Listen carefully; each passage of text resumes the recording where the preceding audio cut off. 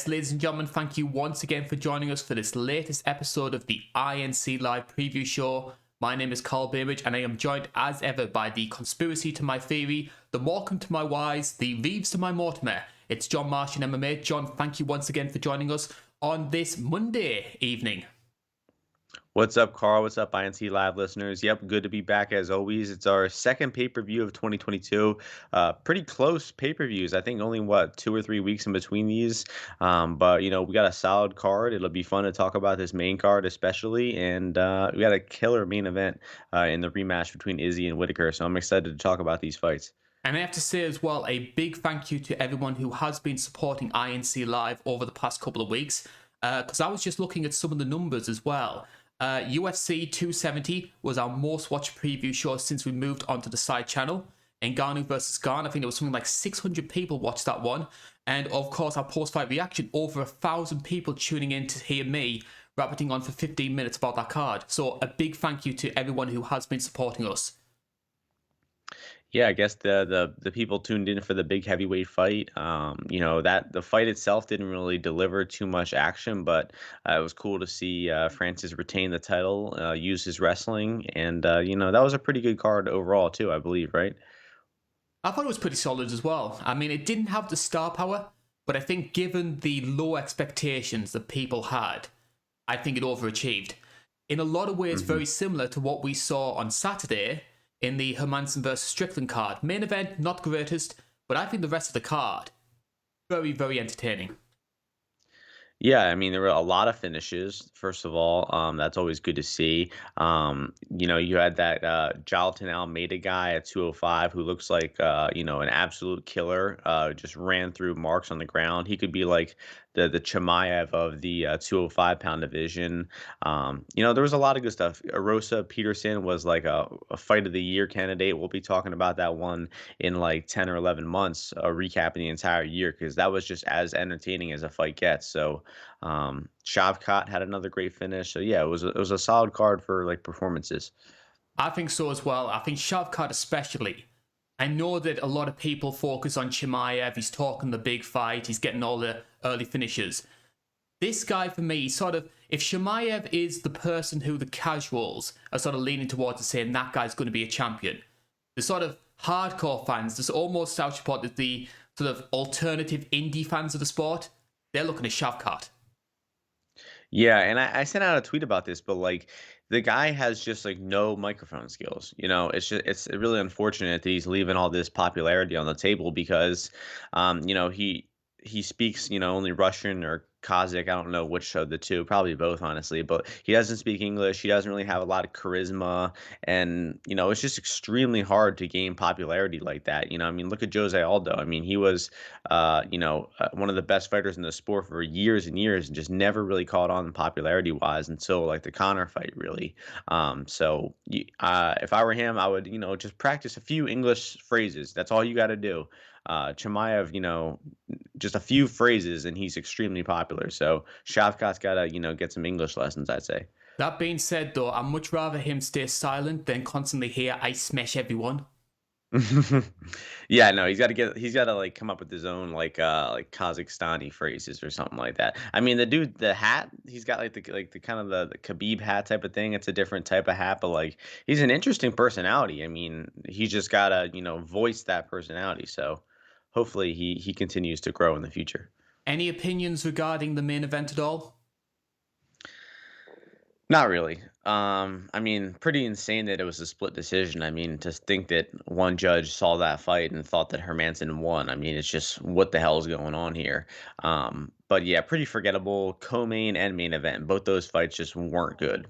Yeah, you broke it down very well on your own YouTube channel, John. If people want to see what you have to say about that card and also what they have to say about future events coming on in the future, where's the best place to do so? Yeah, you can find me Martian MMA on YouTube, Spotify, Apple Podcast, and SoundCloud. I do podcasts talking about the betting lines for every single fight on the card. So we're going to be focusing on the main card here for 271. But if you want to hear my thoughts on the 10 prelims, then you can hear that in a few days on my channel. So check me out over there. and we'll be turning our attention ourselves to those prelim fights. As you mentioned before, 10 fights on the card. So normally the UFC don't put this many cards on the prelims, I should say. Struggling with my words here. They don't usually put these many fights on the prelims. But are we seeing the UFC do something which a lot of people have been advocating for? Because obviously we're in a strange climate. Are the UFC choosing to overstack these prelim fights so that if they do lose 2 or 3 because of circumstances beyond their control, they still have a strong card? That's what it feels like to me. Yeah, that is possible. I just think that, the roster is so big and they just need to I think we might just start seeing 14, 15 fights per event be the norm. You also have a few Aussie guys, Mathea, Malkoon, Olberg. Maybe they're trying to, get some more Aussie talent on the card just to make, to strengthen the Whitaker side. I mean, Whitaker and Adesanya both have those, Anzac roots. So I guess they're trying to just, and Tuivasa too. I forgot. So yeah, five or six guys from Anzac on the card, and I guess that's kind of like the theme of the card.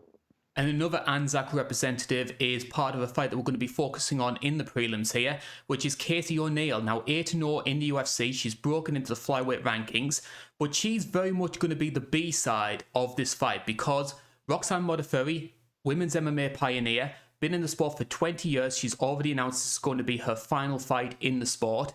Now, Roxy there's 2 different generations of fans, I feel, and there's some which don't really realise the strength of Roxanne Modafferi's career. Because at one point, this lady was, in sort of like the dark years of women's MMA, Roxanne Modafferi was arguably the best female fighter in the world.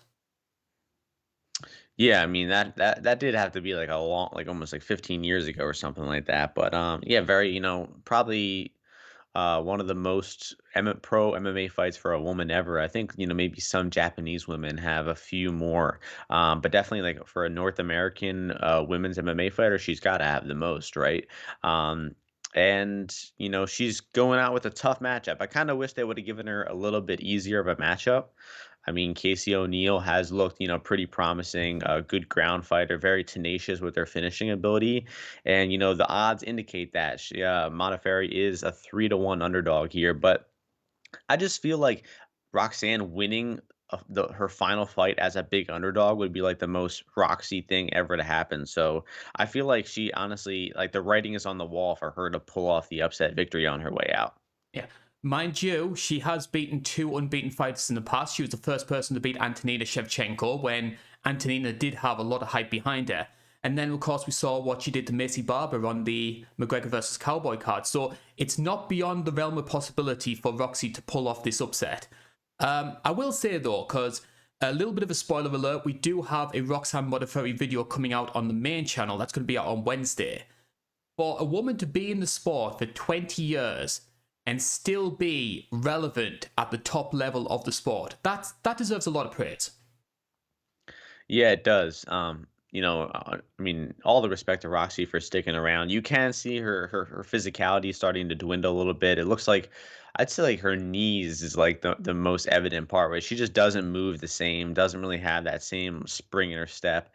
And honestly, her past few fights have been kind of difficult to watch. But the one thing you can take like some comfort from is just I believe 15 months ago, she outgrappled Andrea Lee to a decision victory. And I mean, Andrea Lee's a solid fighter on the ground and on the feet. Probably one of the top 10 women at women's flyweight right now. And Roxanne beat her just a little over a year ago. So I mean, she's very capable of still grappling well. I mean, obviously, this fight should have a lot of grappling in it. And Casey O'Neill, if she gets put on bottom, there's a good chance that she stays there and Roxanne keeps her there.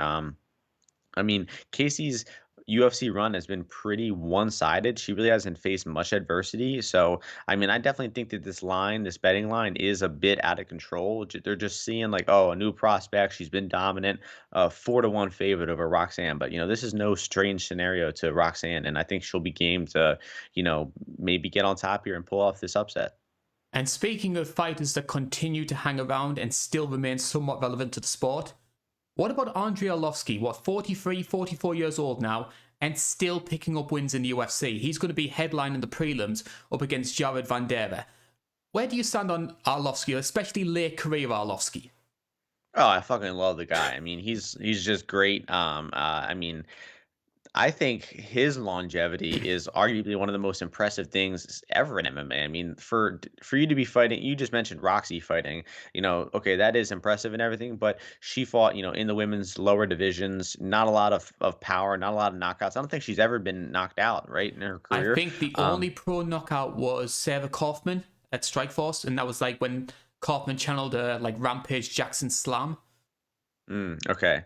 Um, but like for Arlovsky to get knocked out like so many times throughout his career, have so many tough fights. I mean, he fought Fedor years back. I mean, he's just fought through generations and generations of MMA fighters, and he's still picking off victories. So, Vandera is really nothing special. He did have one good performance against Tafa, where he was able to put up like a high striking volume.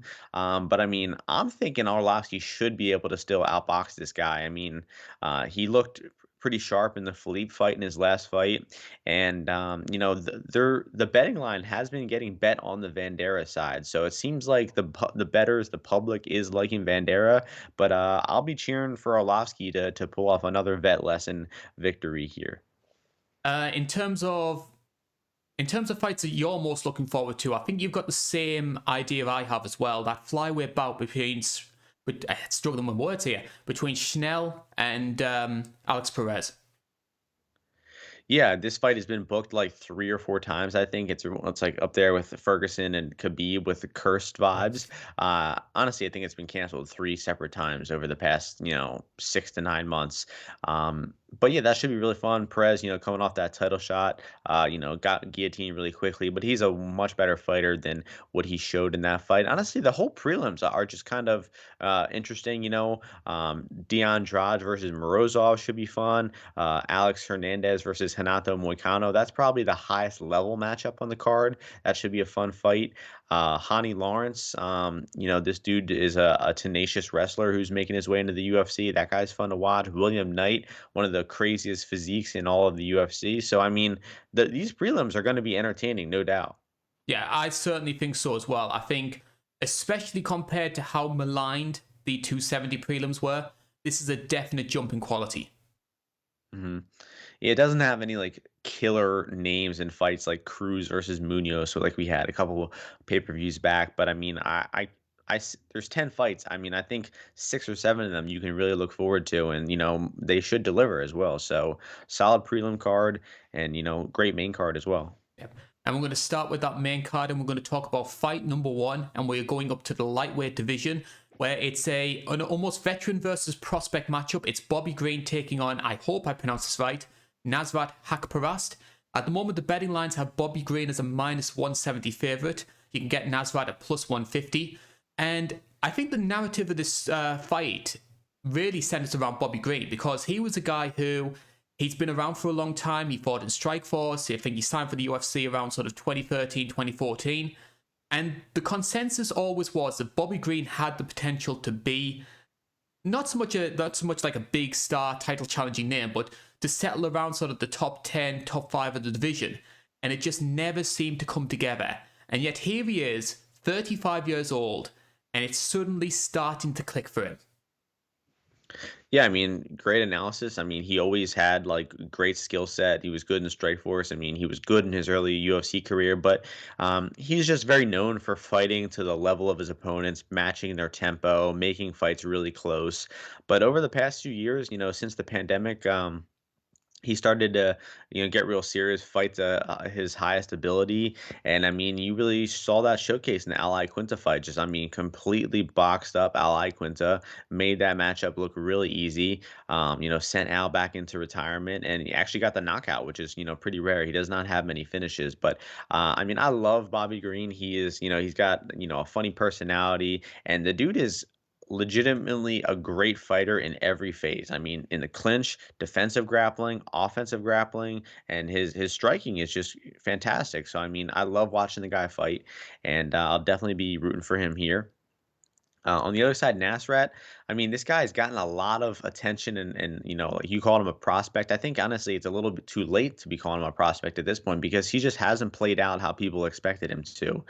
If you look at the guy's wins, like Diakese, Gotti, let's see, Munoz, Garcia. These guys are not really high level guys. I mean, his best win was Mark Diakese by a huge, huge margin. And every time he's faced a step up in competition, he's lost badly.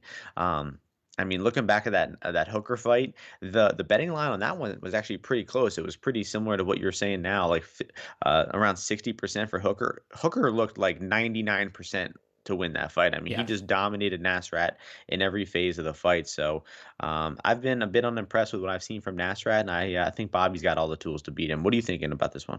I think the big thing that stood out for me with Nasrat, compared to the quality of his wins, compared to the people who he's lost to, he's been fighting educated strikers. Like Drew Dober is very good when it comes to his hands. We all know what Dan Hooker can do because obviously Dan Hooker very nearly came close to beating Dustin Poirier. So we know he can do it with his hands. And I think coming up against that certain level of striker is where Nasrat starts to find his level. And I think against a guy like Bobby Green, who is fantastic with his hands, a very intelligent, savvy striker, I can see Bobby taking advantage there. I think if Nasrat's going to have a lot of success, he needs to extend his combinations. That's something where I think Bobby Green has had some issues in the past. We saw that against Dustin Poirier. Dustin, in my opinion, won that fight because he was making it. It wasn't just 1-2 combinations. It was 1-2-3-4. And that was undoing Bobby. And that's what ultimately led to him getting stopped in the first round. I think there are some concerns about Bobby's age, obviously 35, 36, and having that kind of fighting style, which is all about reacting to your opponents and using your hand speed. That can be somewhat of a concern, but if we see the Bobby Green we saw against Reginal and the one we saw in that 4-fight winning streak when he was at the Apex pretty much every month, I lean towards him getting the win. Yeah, I mean, I'm in complete agreement, and Nasrat he's solid offensively. I mean, the guy does have some speed, but I just feel outside of like offensive striking, the guy really doesn't have much of a game he can go to. And Green is comfortable defensively. He's really defensively sound. He's very familiar against southpaws. So I just feel that this matchup is going to be the experience that Green has. I mean, he's looked sharp lately. I'm not too concerned about his age because he's, honestly looking possibly at his career best the past few years. So, Nasrat's going to have to put up his best performance of his MMA career. He's going to have to throw a lot more volume than he typically does, Hmm. and I just think that's too much to ask for him, especially at this price tag of only plus 130 underdog. So I like Bobby Green. I might even bet on Bobby Green here. Are you going to go with Bobby Green by decision, or do you think he can get the stoppage? I think it'll be a decision here. Green has not really finished too many guys. Ali Quinta was just kind of ring rust and, was just getting popped and nonstop there. Nasrat does seem, somewhat durable, even though he got caught by Dober. So I think this one will be a decision victory for Bobby Green. It'll probably be 29-28 because he does tend to make fights close, but I think Green will pull off this decision. The one thing that stood out for me with Bobby Green, and I watched a couple of his older fights, and I can sort of see where it comes from here.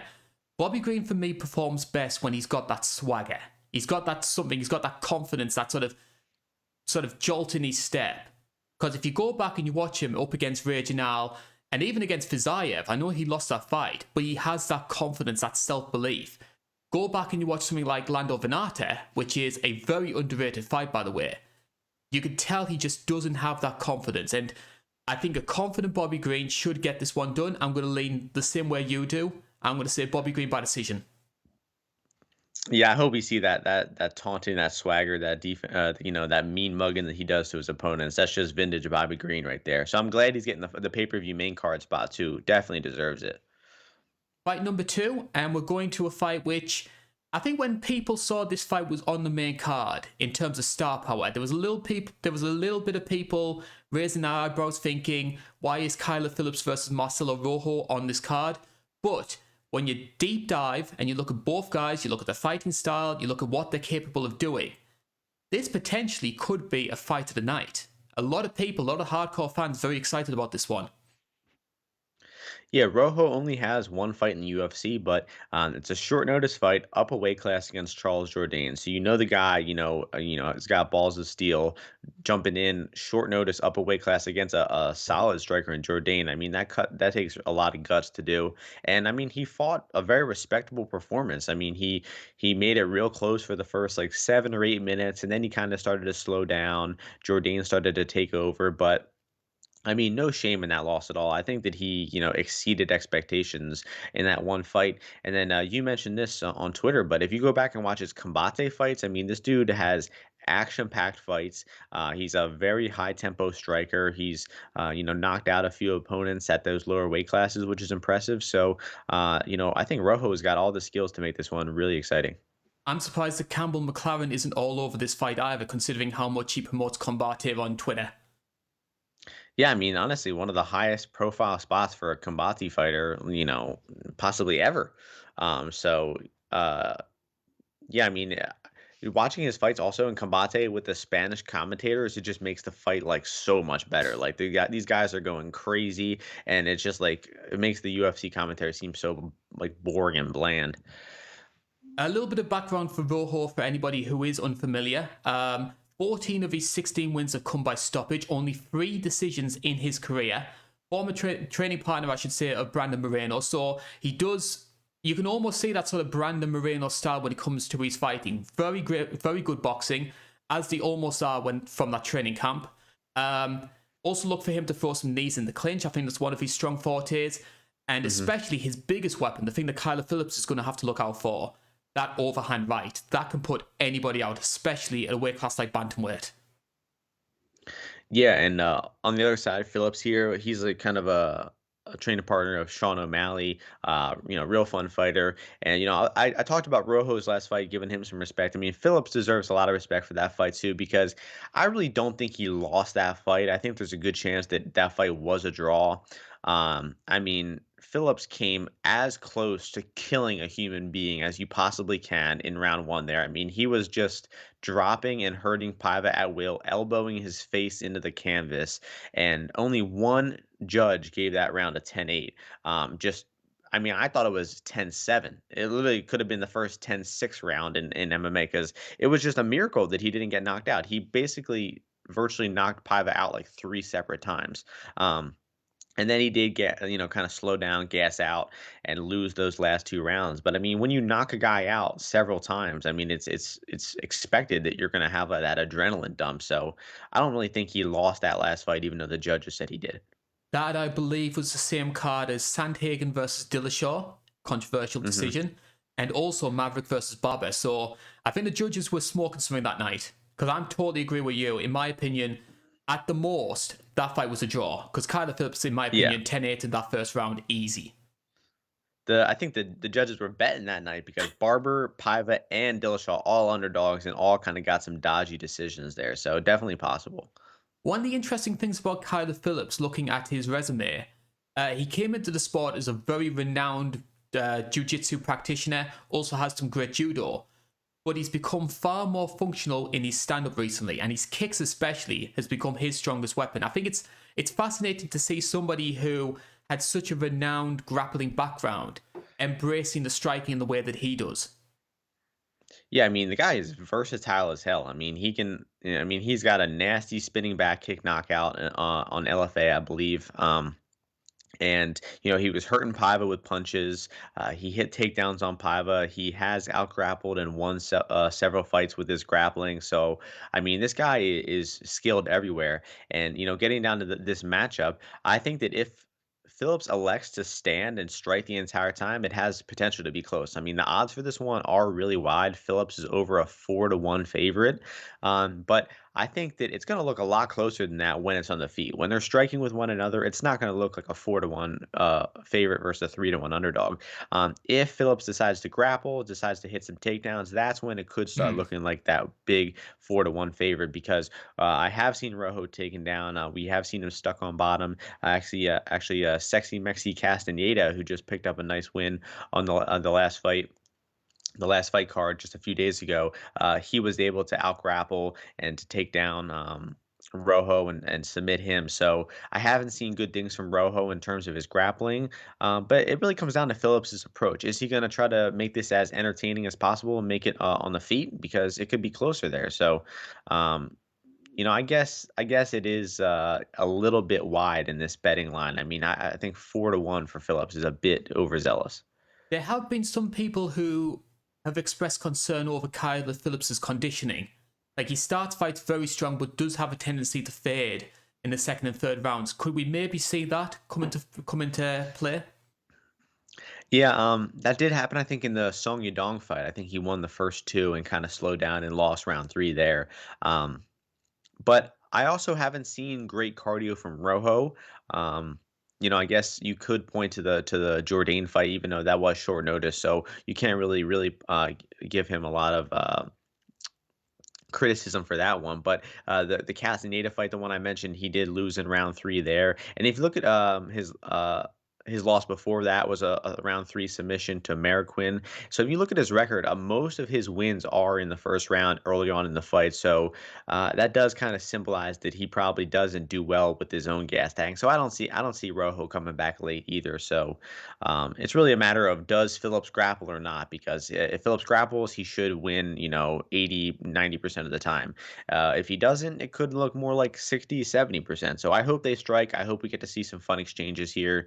And this does have the makings to be a really fun fight. So I don't disagree with the placement on the card at all. Sometimes we talk shit about the way they structure these pay-per-views, but I think this is, a perfect structuring. You got Bobby Green kicking it off, Phillips, who's exciting. You got the number one contender fight after this. Great co-main and main event. So the UFC actually nailed this the spacing or the pacing on this card. I totally agree. I've been more supportive of this fight being on the main card than some other people do. If I had to make my own prediction, I'm very similar to you. I think if Kyler Phillips chooses to make this a grappling match, he's going to win this one quite comfortably. I think there may be a tendency early on to maybe try and go for the finish. Um, if I had to put my money where my mouth is, I would probably lean towards Kyler Phillips. I'm going to say early second round knockout. hmm I'll go submission. So yeah, second, third round submission, I'll say for Phillips.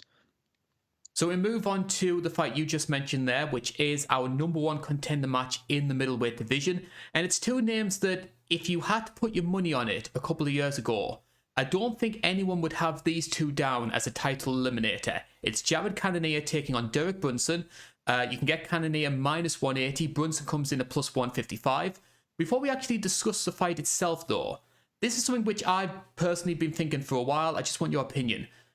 Why do you think the majority of MMA fans continue to disrespect Derek Brunson? Because here we have a guy who's won his past 5 fights in a row against increasingly tougher competition, and yet I find a lot of the time, a lot of those fans who take part in opinion polls and put money on him always seem to underrate his skill set. Like, I've got a list here of the INC polls of every main event that Derek Brunson's been in over the past year. Just looking at this here, we've got 32% picked him against Edmund Shabazian, which of course he went on to win.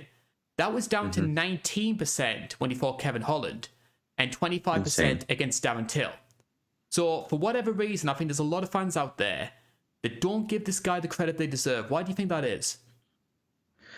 Yeah, I mean, it is a mystery. I feel like because the guy has had a huge career transformation. I mean, I think at one point there, yeah, from like 2013 to 2018, he had one fight that went out of round one, right? There was the Anderson Silva fight, I guess Lorenz Larkin as well. But I mean, he was a killer be killed fighter in round one. That was just his style. I mean, if you remember the Robert Whitaker fight, he was literally sprinting at Whitaker, falling over his feet. Like he was so overzealous in those early rounds. Then he started training with Henry Hooft at Sanford. Started, calming down a little bit more, going back to his wrestling, his bread and butter. And I mean, his past 5 fights, he's just looked fantastic, honestly. Another thing to note about how underrated he is, he was an underdog in all those fights. I mean, the Theodoro fight was a pick'em, but he was an underdog to Heinisch, big underdog to Shabazian, and then underdogs in Holland and Till fight right away. And I mean, in all those fights, after the fight is said and done, you're thinking, how the hell was that guy the underdog? I mean, he dominated those guys. Um, So yeah, just notoriously underrated. And getting down to this matchup, I kind of do lean like Cannonier's way, but I'm also thinking like Brunson is just consistently underrated. You really can't like discredit this guy's chances at all. I know the odds say he's an underdog once again, but the odds have been wrong time and time and time again against Derek Brunson. So that's really given me some pause here, with my Cannoneer lean here. But what are you thinking about this matchup? Well, we're going to have to differ because I'm leaning towards Derek Brunson for this one. I think that his style, if he utilizes it right, can cause Cannonier a lot of problems because Jared Cannonier, of course, former heavyweight fighter, he does carry a lot of power. He's one of the few guys who's managed to drop down to a lower weight but still maintain his power. And that's a big strength, in my opinion, at middleweight. But I don't think his takedown defense is as solid as some people like to think it is. Because I've seen a couple of his fights. He fought David Branch, got dominated in that first round, but managed to get the knockout early in the second. And again, he fought Jack Manson, and Manson again dominated him in the first round. He came back to win in the second. So I think guys who grapple can find success against him. He does have good scrambling ability, so that might be a concern if Brunson isn't able to hold him down. But we've seen Brunson hold down like some top level guys quite comfortably. So I've got confidence that Derek could grind this one out. Where it could be a concern though is if Cannonier does find some success in the feet, because even though the Darren Till fight was fairly one-sided on the whole, we did see in that third round Till starting to find success. He started to catch Brunson once and twice, and we did see Brunson start to go back to the old guy who was swinging a bit wildly, managed to get that takedown and ended up getting the win. If Cannonier does find success, we could see Brunson start panicking, and that's where I err on the side of caution when it comes to backing Brunson. Yeah, that Till fight was just hilarious. Like you said, Brunson dominates the first 12 minutes, and then he gets rocked badly in round three. And then he goes from rocked to takedown to mount to rear naked choke within like 30 seconds. Like he was completely like stumbling all over the place, and then just got the instant takedown right into mount, and then Till rolled over and got choked right away. I mean, it was just a hilarious sequence in like such a short amount of time. But the takedown defense is really what this fight is going to come down to. And I've been rewatching a lot of Cannonier fights, looking at his takedown defense, and the guy doesn't have the greatest like initial layer of takedown defense, but he's so strong and athletic that like he's really hard to hold down. I mean, Branch and Hermanson got him down, and they had him down in like good positions, and he is just so explosive and strong that he was able to escape some really bad spots. I mean, Hermanson almost had a back take on him. Branch had him down flat on his back a few times, but I mean, the dude is just so strong. I mean, his physique at this weight class is just crazy. And if you look at his fights, like at light heavyweight versus Blachowicz versus Teixeira, Loki. Cannonier's got a pretty crazy resume over the past few years, but he did get held down in those fights by those bigger guys. But you can see 20 pounds lighter, he is much more agile. He can really get his ass up off the floor, in impressive fashion, time and time again. So um, I think we could see Brunson get some takedowns here, but I think that he's not going to hold him down. And the thing you have to look at it with these past few fights of Brunson's, the guys he's taken down and held down. First was Shabazian, who we saw Hermanson do the same thing to him. We know that Shabazian just isn't, or Imavov did the same thing too. Once Shabazian gets taken down, he lays flat on his back for long periods of time. Kevin Holland, same exact thing. Brunson put on a clinic. Vettori put on a clinic. I mean, he's just incapable of getting off his back. And you could really say the same thing about Darren Till. Just not a skilled wrestler, not good in the jiu-jitsu. And I think that when you look at Cannonier, I mean, his ability to get off his back is just so, so much better than those recent guys that Brunson has fought. So, and then it comes down to the striking in this one. Rewatching the Cannonier Gastelum fight, I was, very pleasantly surprised at how sharp Cannonier's Mhm. striking looks. I mean, the guy's got a great jab. He's got really good kicks. He can mix up the kicks to the head, to the body, to the legs. He dismantled Anderson Silva with those leg kicks. The guy's got power in his hands. He knocked out Hermanson with that uppercut. Branch, I think, was an uppercut as well, maybe. So the dude is just a near elite striker. I mean, he's a really, really good striker, and the guy's just made so many improvements lately. I think that he does have the tools to beat Brunson here. I think he's going to be winning the overwhelming majority of the striking. And like I said, even if he gets taken down, I trust him to work his way back up, find some counter shots, and I think I'll pick him to knock out Brunson here. And if I remember correctly as well, am I right in saying he rocked Robert Whitaker quite late on in that fight? I think I don't remember though. I feel like it was the other way around. I think remember he broke his arm like he was blocking kicks from Whitaker. I think he broke one of his arms, and I don't recall him doing that. I feel like he lost all 3 rounds. I could be wrong though. I seem to No, remember he him. he did win round 3, I believe, Yes, unanimously. So you yes. might be right. Yeah. It's just so Good it's memory. maybe it's one of those sort of like Streisand effect things, that sort of Mandela effect. You sort of think fictional things into existence. Yeah, I mean, I think you are right. I mean, my memory of that one isn't too sharp. I didn't rewatch that one, but so you're going with Brunson as your pick here. Are you gonna go with decision?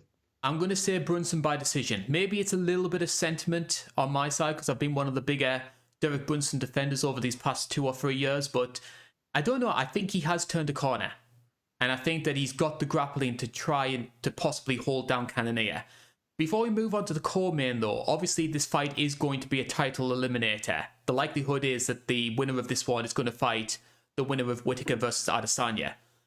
Who, in your opinion, could be the tougher opponent for both Bob and for Izzy? Mm.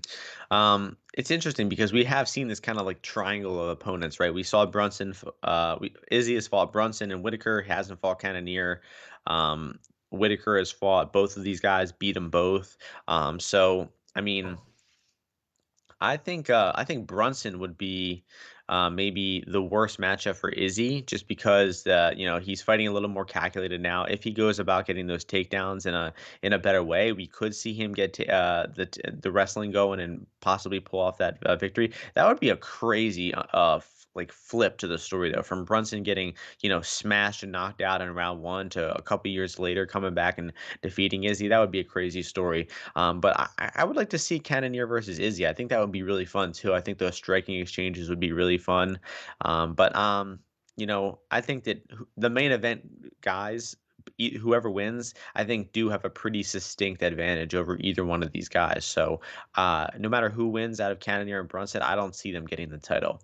And then you kind of have Vettori and Strickland off in the mix too, who are both on good win streaks, and apparently they train together and they don't want to fight each other. But that seems like the logical matchup for the next middleweight challenger too. So middleweight's kind of got some buzz right now, I'd say. I could possibly see Strickland fighting the loser of this fight. Hmm. Yeah, that would make sense. Yeah. But then Vittori is a little bit left in limbo too, because he's on a solid win streak himself. So I guess he did just fight for the title though. So you can't really.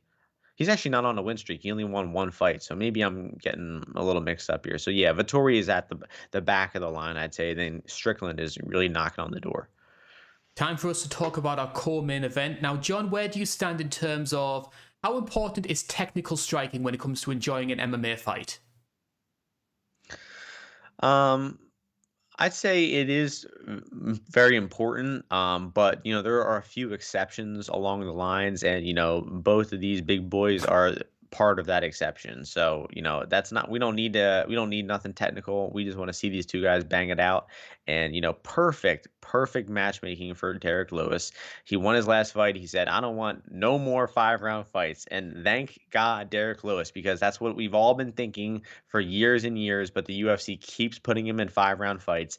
This is a perfect spot for Derek Lewis. Pay-per-view main card, co-main event in his hometown of Houston. I mean, just exquisite matchmaking here by the UFC. And one of my favorite stats as well, he has never lost a fight in February. What's his record there? Like 5 or 6-0 or something? I mean, that is he's got that Black History Month trend going behind him. I mean, he's got the pride pumping through his veins, and that's clearly the explanation for it, I'd say. It's a fight as well that got put together on comparatively short notice. I think that obviously we did have Cannonier versus Brunson, but I think the UFC felt they needed another sort of big high profile fight. And of course, Derek Lewis, the big beloved fighter from Houston, he's obviously going to have a place on this card. There are some people out there that think that as fun as Tai Tuivasa is, as big of a fan favorite, and even though he is on a 4-fight winning streak, this is still a guy who's only ranked 11th in the weight class. Is he being pushed to the front of the queue maybe a little bit earlier than he should be?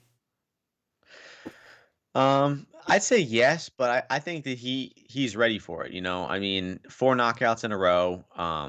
Sakai is kind of like a fringe top 15 guy. I mean, at some point in times, we're gonna have to have fighters taking leaps up in competition, and that's what Tuivasa is doing here. Um, but I mean, Tuivasa's looked better. I mean, he definitely has. He got dominated in the grappling by Spivak, and then decided to start training his weaknesses a little bit more. We haven't seen him tested in the grappling really, which is his main issue. But I think even his striking is looking better. His incorporating a leg kick a little bit more. His boxing is looking a little tighter, and he's got nasty power in his hands. So Chivas has been looking better lately. I think he deserves this step up. It's quite appropriate you brought up the Spivak fight as well, because that fight took place at UFC 243, which was the same card as the first Adesanya versus Whitaker fight. And that was really a low point for Tai Tuivasa. Like, that was his third loss in a row against a guy who some may question whether or not Sergei Spivak is UFC level. But since then, the 4 knockouts in a row, and I think especially the Augusto Sakai fight was one that really surprised me, because Sakai's a pretty solid fighter, as you mentioned before, sort of fringe top 15. But the thing that took me was how much bigger he was than Tai. Like, Tai's a big lad, but Sakai was massive. And yet he was still able to finish him. And in my opinion, won the first round as well. So it wasn't sort of like he was getting dominated and then a lucky punch. He deserved to win that fight. Yeah, and I mean, I think Sakai is honestly taking a turn for the worse in his past few fights. The guy's just looking worse and worse and like rapidly terrible, and he's just morbidly obese too. So that's not a good sign for him. But getting down to this matchup, with Lewis, you got to be thinking his main problems are guys who can take him down and who can like outwork him, put up a higher striking volume than him. Ty doesn't really fit that mold. I mean, he's kind of like the same type of fighter as Lewis, where he's reliant on his hands, he's reliant on big bursts of offense, he's reliant on knockouts.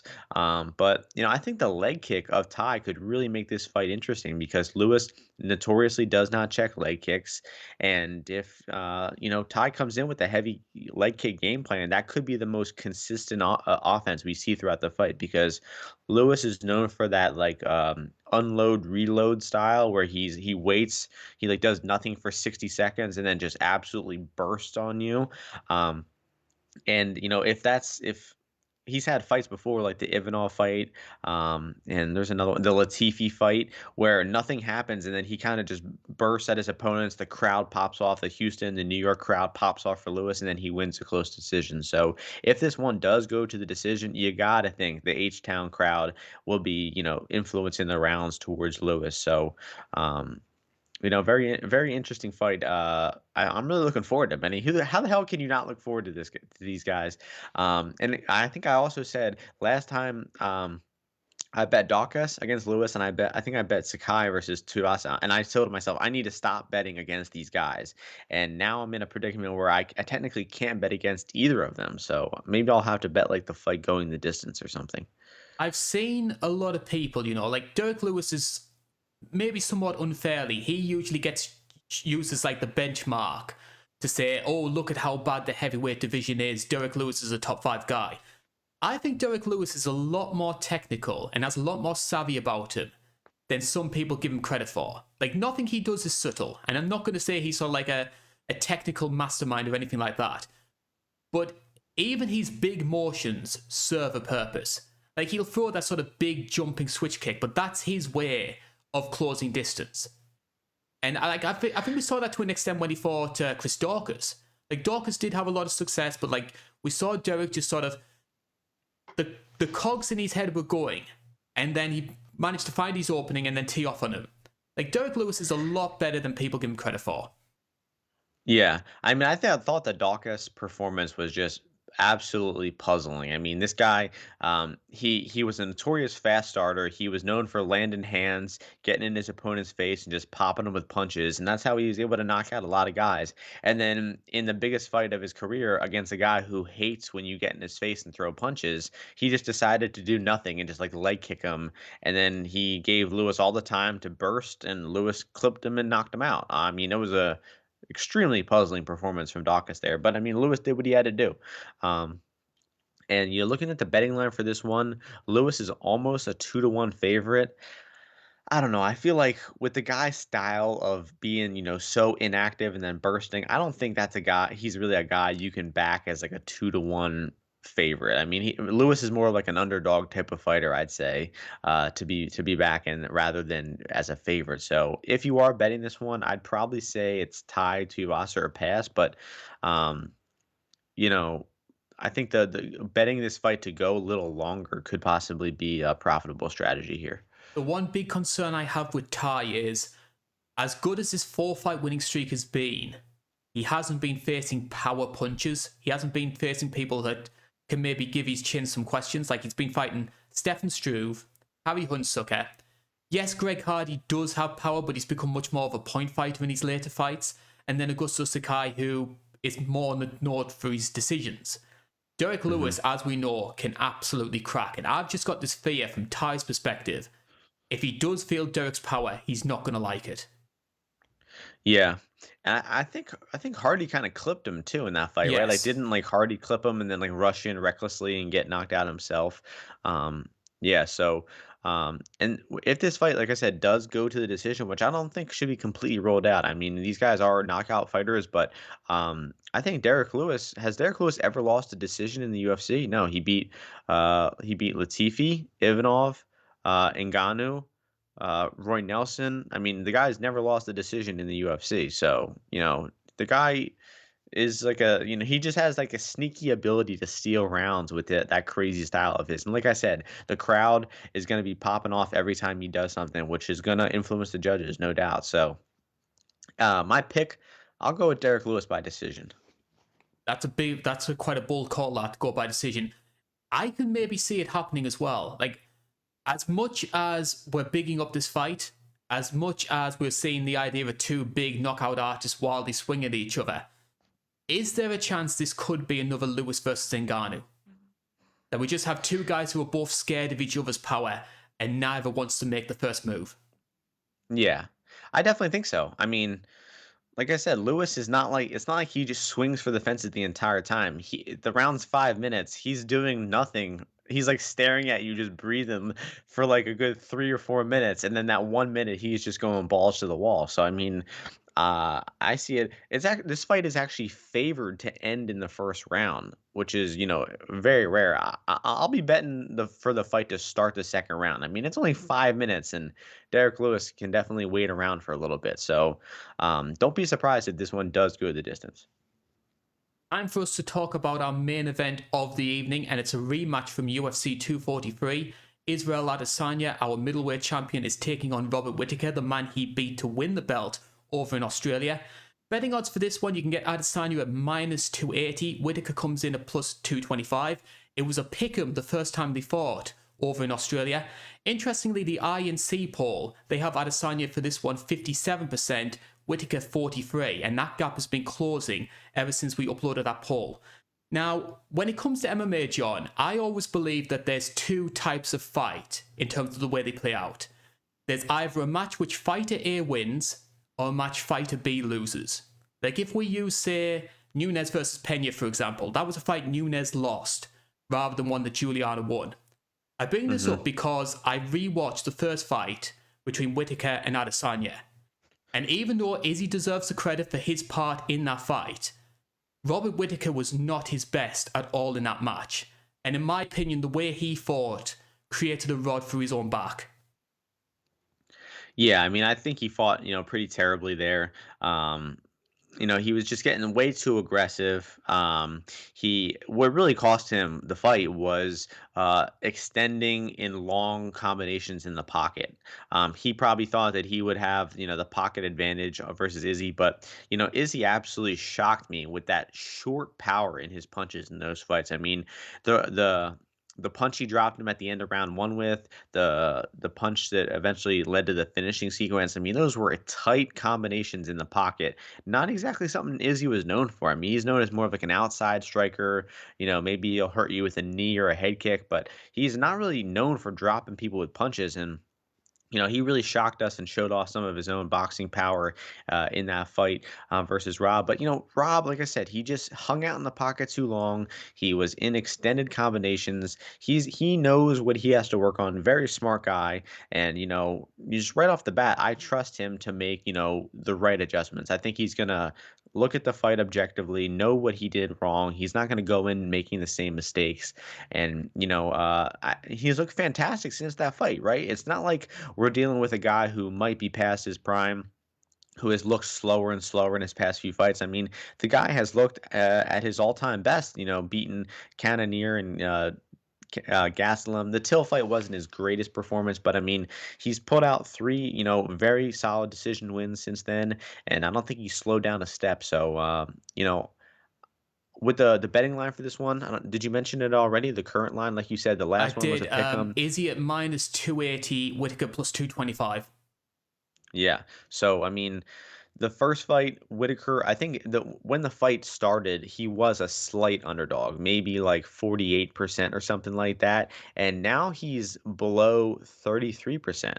So, I mean, it's a huge, huge change. And I honestly am under the belief that no human being on earth, possibly no fighter in history should be over 70% versus Robert Whitaker. I mean, Whitaker is a fantastic fighter, and I just think that 70% or above is disrespecting how great this guy has been. I think, yeah, Izzy's at like 72, like you said, minus 280. That's almost 75%, which I think is just a little bit wide here. So I'll pass it back to you before I give like my official thoughts. What do you think was the biggest reason behind the way Whitaker fought in the first fight? Do you think that he saw some of the success that Kelvin Gastelum had and tried to replicate that game plan? Did Izzy get into his head? Was the moment a bit too much? 60,000 people in Australia. Why do you think he chose that approach? It was very unlike Robert Whitaker. Yeah, I mean, I think he probably figured the best way to to outstrike this guy is to get aggressive, get in his face, box him up. I definitely think that probably the huge crowd, could have played a factor into it. But he just made a tactical error, right? I mean, he approached the fight in the wrong way. He paid for it via getting knocked out, and I think that he's going to approach it in a much more strategic way, a much more patient way, because Izzy tends to kind of like match the tempo that you give him, right? Look at the Romero fight. If Romero was standing at distance, barely doing anything, Izzy kind of did the same thing, and it left some openings for Izzy to get caught there. I mean, I haven't rewatched the fight because it was so boring, but a lot of people actually scored that fight for Romero. I forget which rounds, 1, 3, and 5 or something, but I mean, not a whole lot happened in that fight, and it isn't out of the realm of possibility that Yoel did edge 3 of those rounds. So if Robert approaches the fight more patiently, takes what the fight gives him, doesn't just charge at Izzy and give him so many opportunities to counter, I think the fight's going to go a lot better for him. I think the big weapon that Rob's going to have to utilize is his wrestling, because obviously we're seeing Whitaker have fantastic hands, very good at concealing his offense. But a lot of people don't realize this with Whitaker. He is a very, very good grappler. I think he tried to represent Australia at the Commonwealth Games, something like that, in wrestling. So he's got some grappling ability to him. And we have seen Adesanya be taken down before, and especially we saw it with the Jan Blachowicz fight. If you get him in the center of the cage, that's where I think some of Izzy's grappling failings come into the fore. Because if you're sort of like trying to do the same thing that Marvin Vettori was, the mistake Vettori did was it was clinching up against the fence and trying to go for that single leg and drag him down. Izzy's going to cover those every day of the week. But shooting in from open space, that's one of his failings, in my opinion. Yeah, so you mentioned him getting stuck on his back. Yeah, I mean the dude has gotten taken down several times in his past two fights against Jan. He got taken down twice in those later rounds, and I think he got taken down 3 or 4 times by Vittori. And I was actually rewatching the Vittori Izzy rematch, and I didn't remember Vittori getting such good positions in the grappling. Like in the first round, he caught a leg kick and got top position. He got 2 takedowns later in the rounds where Izzy was flat on his back, but Vettori just completely blew those opportunities. I mean, his jiu-jitsu looked shit. He went for a back take one time, got way too sloppy and loose, and ended up getting reversed. I mean, he had Izzy flat on his back 3 times and achieved nothing with it. So I mean, he really boofed that opportunity there. But I feel like Izzy's takedown defense might have hit its ceiling. Like it might have plateaued a little bit. I mean, it was steadily improving, up until 2019, 2020. But I feel like maybe, he has stopped training it as much. But I feel like, it might be at its all time best. It might not be getting any better. And we did see Vittori hit a few takedowns. So I think that Rob would be wise to mix in some takedowns here. I think that he needs to just lay in half guard, lay on top. Jan Blachowicz just laid on top in half guard and full guard and just didn't do him too much. And that was perfect because Izzy couldn't get up. He just put all of his weight on him. And Vittori tried getting way too crazy. He, felt the moment of getting on top. He went for too much and he lost the position. So if Rob can get some takedowns, lay on top for a few minutes, I mean, he could steal some rounds that way, and I definitely think that Rob needs to mix in some needs to mix in some wrestling. He needs to come with a different, more versatile approach. And in terms of Adesanya, obviously he got the win first time around. If he wants to make it 2-0, what do you think are the best attributes he's going to want to utilize? Because there have been some people who think that Whitaker's quite foot heavy. Could we maybe see Izzy utilizing some leg kicks a bit more? Yeah, I'm thinking. Yeah, maybe some long range kicks, maybe that front kick up the middle, maybe some of those like oblique kicks that like John Jones likes to utilize. Um, Yeah, I mean, I think that he's gotta make some range tools work for him because I do think that Rob's gonna be more patient, and I think that Izzy needs to, initiate those combinations early on, initiate some of those longer kicks, his head kicks and whatnot. Maybe try to time some knees up the middle like he likes to do when Whitaker comes in. But that's a good question. I haven't really been thinking too much about the Izzy side. I'm really more focused on Rob and he's the loser. He's the one who needs to make the major adjustments. And Rob is, an over 2-1 underdog, which I am interested. I think this one, I see it more like 65% for Israel, while the odds have him 73, 74. So I do think it is a bit off here, and I'll definitely be cheering for Bobby Knuckles to get off the upset victory. I'm not confident in him to do so, but if he comes in more patient, if he mixes in some takedowns, I think he's capable of pulling it off. So hopefully Rob can get it done. I'm a big fan of Whitaker. I mean, I like Izzy, but I like Rob a lot better, and would just love to see him get his belt back. I think there is a lot of value in picking a Whitaker win. I think if you're going for the common sense approach, Adesanya's the safe bet. But there is hmm definitely an avenue for Whitaker to win this one, especially if he utilizes the wrestling. I think we're gonna see this one go the distance this time, and I feel like it's gonna be 3 rounds to 2 on either side. I think we're gonna have, a competitive matchup when it hits the scorecards. Um, And yeah, I mean that'll be my official like prediction is this one does go the distance. I don't have like a an extreme confident read on either side. Like I said, I think it'll be 48-47 on either side, and I'll be rooting for Whitaker to get it done. And I think you've made a really good point as well. You just actually brought it up that obviously we're going to be in Houston, Texas. And Houston and the Texas State Athletic Commission are notorious for being a little bit left field when it comes to some of their judges' calls. Could we maybe hmm see a controversial decision either way in this one? Yeah, that is possible. I mean, the Andrea Lee Lauren Murphy fight sticks out. Lee outstrikes there for 4 minutes around. Murphy lands a takedown in the last 30 seconds, and then Murphy wins the scorecard. So maybe a late Whitaker takedown could seal some important rounds here and sway that judge's decision his way. But I just think, like I said, really reiterate it. Robert Whitaker, I don't think any human being should be over 70% against him in an MMA fight. I think, just a fantastic, underrated fighter, a great grappler, one of the best defensive wrestlers ever. Watch that Yoel Romero fight, and just an elite striker, too. So, don't count Whitaker out, and, hopefully Bobby Knuckles can pull off the upset. We're getting a lot of people obviously framing Cannonier versus Brunson as a title eliminator. If Whitaker wins this fight, is that still the case, or do the UFC run the trilogy? That's a good question. I hope not the trilogy, just for this. I mean, I just don't like seeing the same fight back to back. Yes. I mean, Israel has defended his belt.